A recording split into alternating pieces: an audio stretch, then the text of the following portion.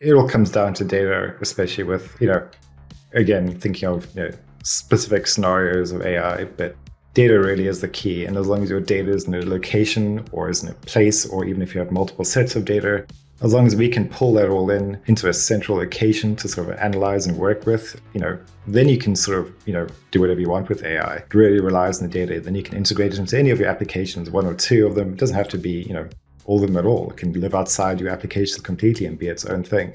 It really is just sitting on top of your data. So it's really about your data infrastructure, where your data is sitting. And if your data is all over the place, that's probably not good to begin with. It's probably a good idea to actually take a look at that, because as we're moving forward with these technologies outside of, NLPs, just machine learning, even just general data science, right? Just doing general reports and everything.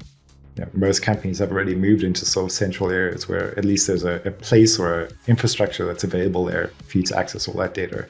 And if you have that, then AI can integrate really easily. It doesn't need to be on, an application level. It can be a level lower, closer to your data. Cool. So I think with the next one, and this is more around, can we trust this technology? Will it take over the world? Trusting, I think in this terminology, is not whether it's accurate. It's actually, can we trust it to not do something, I guess, negative? Are you going to integrate it and it's suddenly going to rewrite your website and take over, place orders on you? I think this is a great sort of conspiracy theory one, because I think people love to go down that route of science fiction. And I kind of feel, if you look at where a lot of people are thinking is sort of general AI intelligence, which, we're many years away from, but is being very carefully handled, because that's the sort of thing that people are scared about. Is there a human level intelligence that at some point is almost sentient, and, we would have to, look out for it? This mainly what we've been talking about is NLPs, and it's, it really is just what you could think of as an autocomplete mechanism. It's really sort of looking at, it's being trained on absolutely everything. You're asking it, a specific question, and it's going, okay, well. It's not going, okay. It's not thinking. It's not going, okay, let me think about this. Okay, yes. Not doing anything. Do I exactly. So like we would have thought in,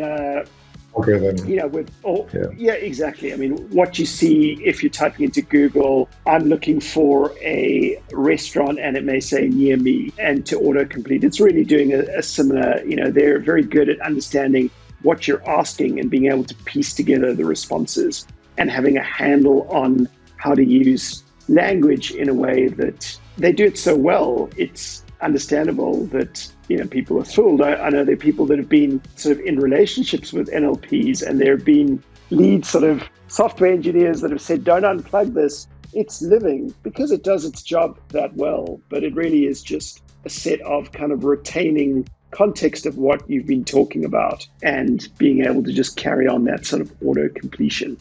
So I think we can say, unless we're unaware of some model that's about to be released, just bear in mind, this is 2024. If you're watching this in 2028, could be different, could have taken over the world already. Who knows? But at this stage, no, it's not. Skynet has taken over the world. No, I think I think it was a Netflix called Killer Robots.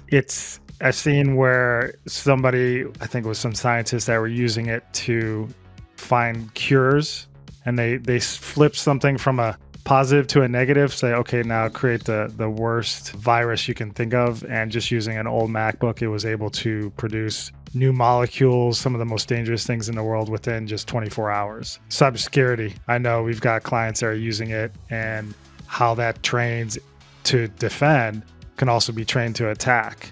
So while it may have a one-sided type of thing where it's not sentient, the purpose of it can be used to really have somebody take over, which could be dangerous. Absolutely, yeah. From that perspective, it's a tool. It is really powerful. And, humans, we don't have a good track record of using powerful things in safe, easy ways. But at least great power comes great responsibility.